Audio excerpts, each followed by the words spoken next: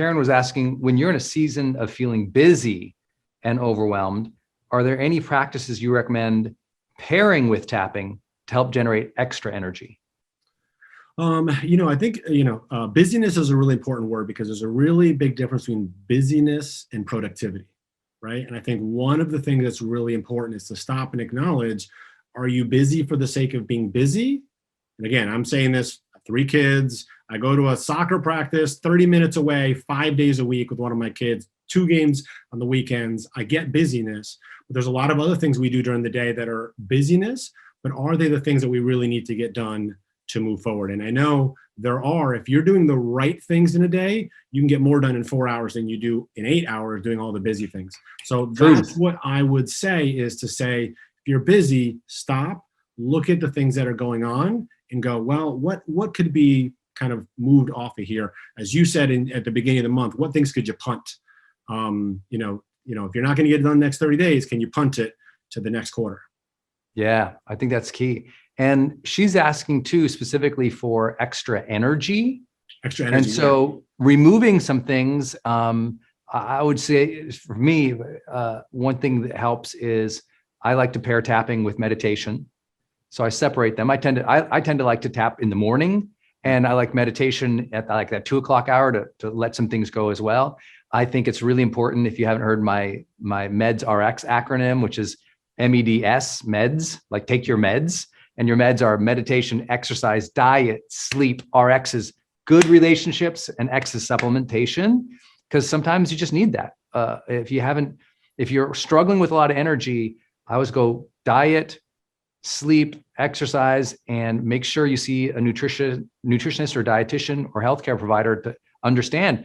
I mean, if you're low in B's or iron, or something is out of whack with your blood panels, then what you find out is, oh, I feel like I'm doing lots of things right, but if you're a deficit in the minerals or nutrients or hormones that your body needs to function well and at high energy, I mean, you can have all the planners, do all the physical things, all the meditations and the tappings, but if you're biologically in lack because of those things, it's hard to turn it up. You can use it and it's important, but I also think all of you, if you're struggling with energy, make sure you go download the Tapping Solution app, because a lot of that also comes from the way that you're carrying stress.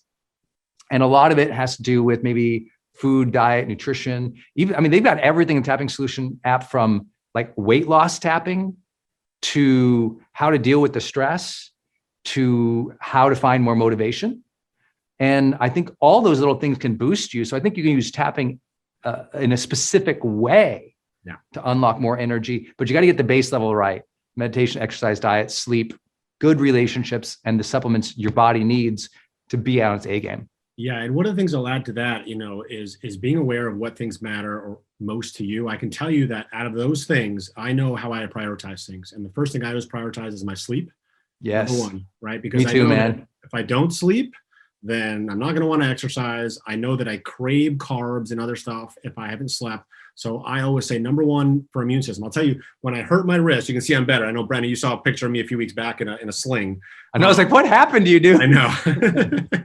But so when I got hurt, I was in so much pain that I was sleeping about an hour at a time and then waking up, and no surprise, I caught the cold that my kids had and was, not only hurt, but sick for several days. Finally had a day where I got 4 hours in a row, boom, kicked it like that. Next day was 8 hours and it was able to fight it off. So I go sleep, number one. Number two for me is exercise, because I know that when I exercise, number one, my energy is so much higher. I really try and do at least something in the morning, 15, 20 minutes in the morning. And I know I make better food decisions when I exercise. Now, this is where I say, know how you are wired, because I struggle with eating well when I'm not exercising. I don't try to worry about the food part as much as the exercise, because when I exercise, my food decisions are just so much better. And so I know the order of how I prioritize things. I go sleep, number one, then I worry about my exercise, and then I know the food's gonna fall into place. And then of course I do, regular supplementation as well. Especially, I will tell you that ever since COVID hit, my supplementation has been on, right? Because it's more important than ever to make sure that our immune systems are strong. Let me ask you a couple questions here, some speed round from the community that I just thought was really great. And I know you talked about your night routine and how people struggle with that. What are some fundamental must-haves you feel like for that evening wind down or evening routine?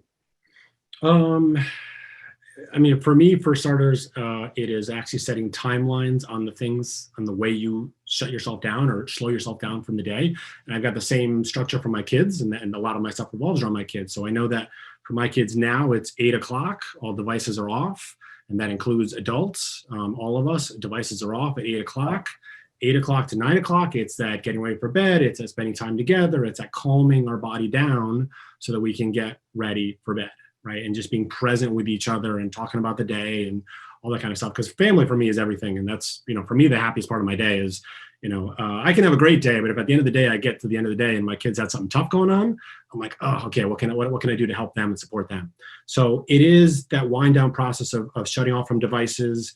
And then just like I do in the morning process, it's being present with myself. And I notice the difference. I'm not perfect about doing my planner all the time. Sometimes I'll miss a morning or miss an evening. And when I don't, I'm basically just like I said in the example during this, I'm not being that pilot.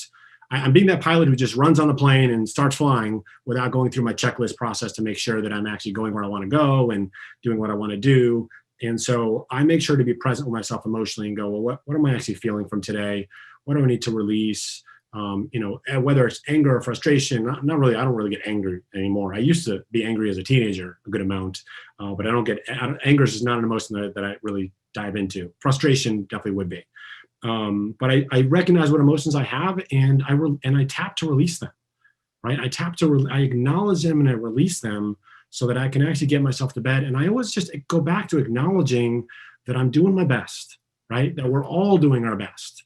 That, no matter how much I, want to beat myself up or think, oh, I could have done better, or I should be further along. I mean, that's a common theme for everybody is, oh, I should be further along in my life or my business or further along with my health.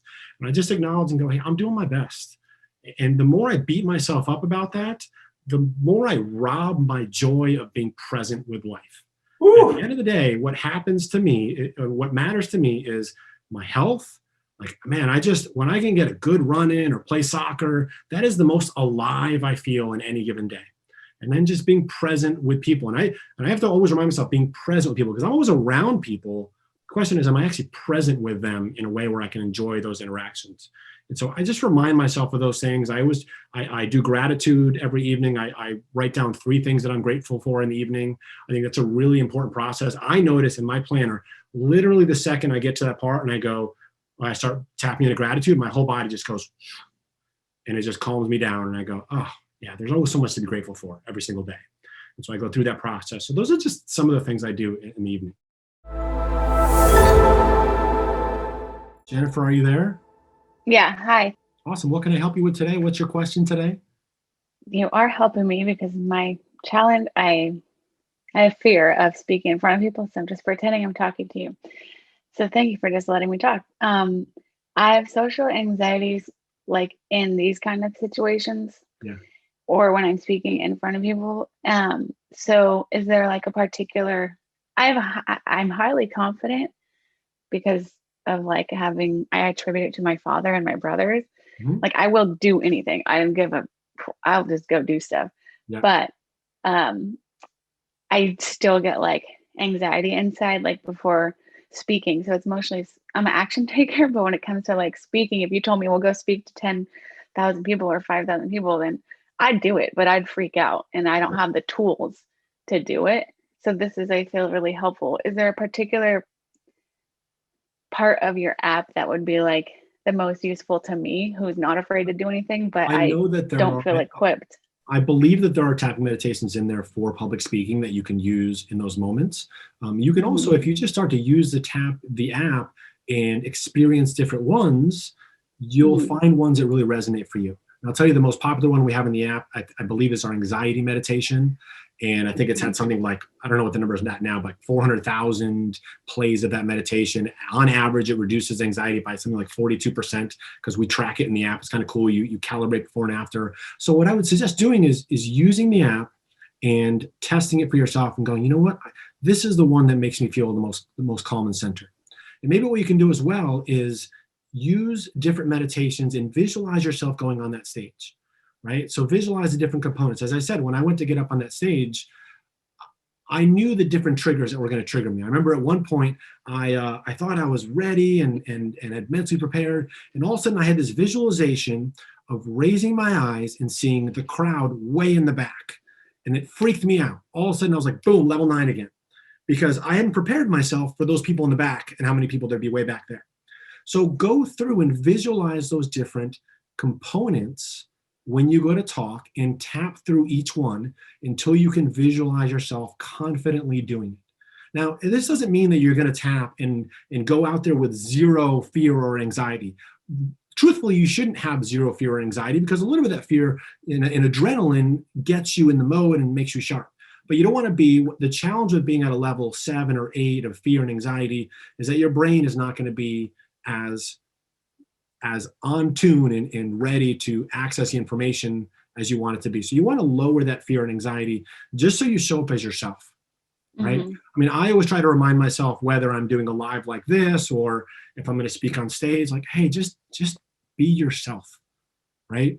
Anytime you try to be somebody else, people notice, right? Mm-hmm. And it's just not as congruent. If you just show up as yourself, you will do your best there. And again, just practice through visualization, doing the tapping, preparing yourself visually, going through that, mentally preparing in your head before you go out on stage or to speak in front of other people. You don't have to be at a 0. Just lower that stress or anxiety to a 2 or a 3 to whatever you feel comfortable getting yourself out there to do it. And then as you keep doing it, you're going to start to build that belief in yourself. Like, hey, you know what? I did that. And I would recommend after you have a successful time, write it down. One of the things that we do not do enough when it comes to building our confidence is to write down the experiences where we did well, that when we're in those tough moments, we can go back to and go, hey, look, this is what I said when this happened last time. Or, you know what, last time when I spoke, this is what this person said to me. Write that down. I recommend this for anybody who's a coach who doubts themselves when they work with people. Whenever you get a great testimonial or a great comment, write that down so that when you're in those tough moments, you're like, oh, I've got no confidence. Let me go look at all these positive comments I've gotten from people so you can connect to the work that you've done before. Because we're always going to have those fluctuations of up and down with confidence and courage, especially with practice. Maybe you do amazing speaking and then you take off a year and you have to go do it again. You're like, because those beliefs aren't fresh in your mind. So I hope that answered some questions for you and that helped a little bit. Do the mental preparation, visualize yourself, do future pacing of what it might be like, and then use one of the tapping meditations to continue to visualize yourself going through those steps and being successful doing it. And then, of course, right before you go to do it, I recommend take those 10 minutes before you go on stage and speak to use that tapping meditation that's going to center you where you see yourself doing it successfully right before you go on stage. Thank you, which I have no intention of, but just like even this, maybe the tapping before was helpful to ask my question. Awesome. No, I'm glad this helped. Thanks for your time. Your question.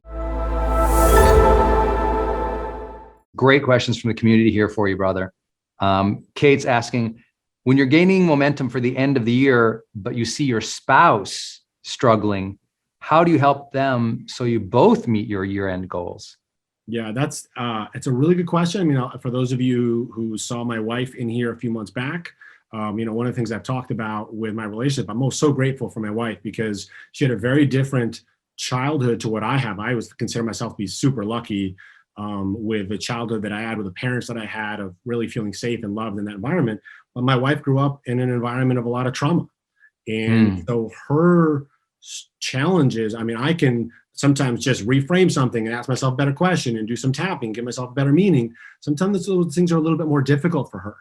And so I think that in the same way that we talked about self-acceptance for us, I think the first thing we have to do for our spouse is to accept them as they are with what's going on and to acknowledge them for those things. I mean, so often we, especially us men, we like to go in and fix things, right? With our wives. And so often what we really need to do is to listen to what's going on for them and starting off from that place and to just have honest and open communication about where we are, about what we're each feeling, and then about how we can support each other. And to know that you have to come into the relationship with support, with love, and give whatever advice you can, but to not let any of that stop you from your personal growth forward as well. This can be your day for personal growth. This can be that day you committed to and you remember and you go, that was the day I got myself a community. I got better coaches. I committed to making my life the absolute best that I could. This is that day. Make today your growth day. Click the button on this page and sign up right now.